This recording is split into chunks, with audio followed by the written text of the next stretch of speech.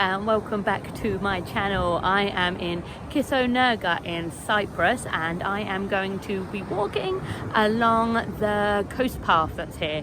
It's about 2 kilometers long and it goes by like some little beach areas. So let's go and I'll take you along for the journey.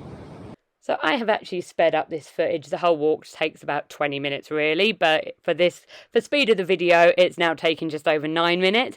This is the Paphos end of Kissonerga.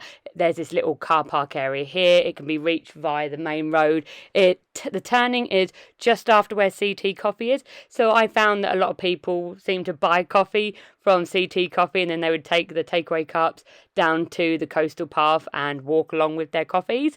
So yeah, this way I would say is probably the hardest way to walk. I've done it this way just because otherwise you've got the sun behind you the whole time, and I thought for sake of filming it would be better to face away from the sun rather than looking into it. But if you are going in this direction, there does tend to be quite a lot of uphill slopes. If you come from the Potama beach side walking back towards Paphos, you get all the downhill ways. So this does tend to be the slightly harder way.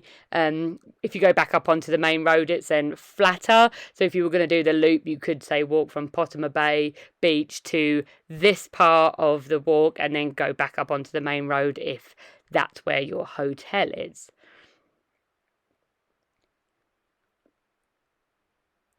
So this is the first kind of hotel area that you come to. This is a Cynthiana Beach. Hopefully I'm saying that correctly. This was, I believe it was shut. I visited in winter and I believed it was shut at the time that I was visiting.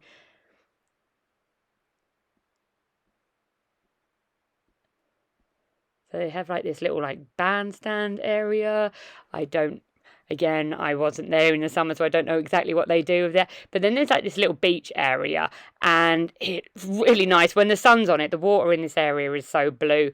The showers did say they were for guests of the hotel only, and I believe in the summer they also put sun lounges on these beach areas. So I'm guessing that the sun lounges would be for the hotel guests as well. But there was nothing to say that you couldn't access the water. It literally just said that only non-guests couldn't use the showers. So I'm guessing you could still enter via that ladder, or you could sit on that bench, or maybe even that area. There's no other signs anywhere that say that non-guests can't use that area. That's probably the most protected swimming part of this particular walk. Some of the other bits look a little bit rough in places. This is the first incline that I was talking about. So this one is quite a steep slope.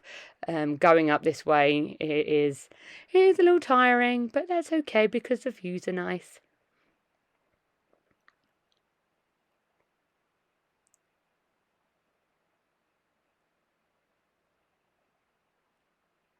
This was actually recorded fairly early in the morning. I think it was about 9:30 if I remember correctly. And most of the route was in shade. Obviously, summertime, I'm guessing that the sun is higher in the sky at this time. In the afternoon, this got the sun a little bit more. There was this giant boulder in the middle of the route. I think it's to stop, I don't know, maybe quad bikes or cars trying to get down there. I read somewhere that that's what it was for, but I'm not too sure. There were loads of benches along the route and there were loads and loads of bins. I bumped into somebody that was emptying the bins one night, so it is very well maintained. It is a very clean route. Again, there's another bin and another bench, which is really lovely. And then up in this corner there is a swing set and a seesaw and like a little spring ride-on thing. Again, there was nothing that says that it was for the residents of that particular block or anything, so I guess anyone can use it. So if you've got kids, that might be an idea for you. And then we come along now to the Atlantica Mare Village. This hotel, some of these front rooms along the front had little private pools, which was really cool. You could just about see them over the hedges. I guess some of them have got an okay sea view. I mean, there are a lot of bushes if you're on that lower level. So I guess if you particularly wanted to stay at that hotel and you were desperate for a sea view, the upper rooms would be the best bet. But I thought it was cool the way that all the lower level rooms did have their own little private pool. The hotel does also have a big main pool as well that anyone can use, or anyone that's staying there can use, but I did think it was cool that the rooms had those little pools. In this particular area, there was also loads of cats. I did see a woman feeding them one day, like she'd taken like a load of sachets of cat food. So there was about 10 cats one morning when I came along here.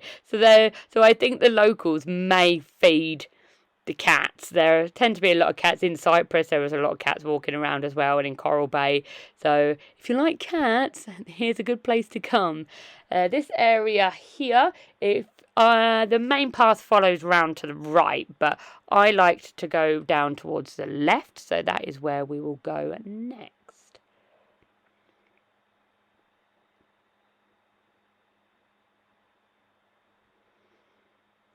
So this area goes down to Waves Beach Snack Bar. Again, in winter it was closed, but it did have a couple of toilets and a shower. They were locked in winter. I did try the door one day, but they weren't open, which is fair enough. There's no one there to maintain it. It also said there was a sign that says that there's sunbeds in this area as well, and also a lifeguard.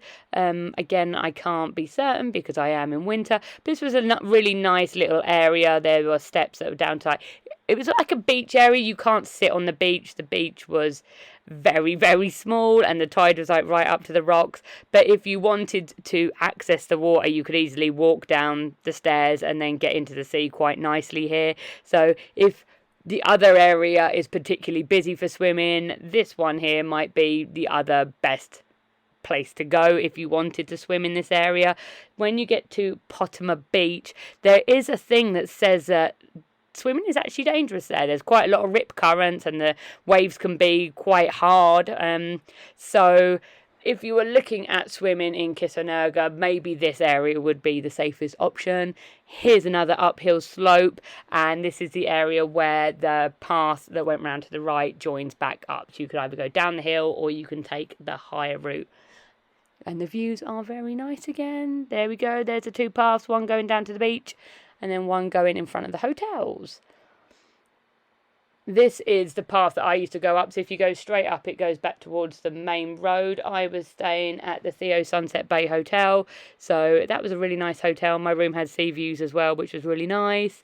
This area here was great for sunset. I would walk down and kind of hang around this bench and watch sunset. It was really nice and it was peaceful, and I mostly had it to myself nearly every time. And this bit just passes along the tops of the cliffs. It goes in front of mainly villas, another couple of little hotels at the front as well. The hotel on the end, I don't know exactly how to say it, the Varicia Beach, something like that. They do say that non-guests are allowed to use their pool bar. They can't use the swimming pool, the sun lounges, but you can go and use their bar if you would like. Obviously, you have to pay for it. But yeah, they had this little swimming pool here on the right-hand side. There's this really nice little bench as well at the top of this staircase.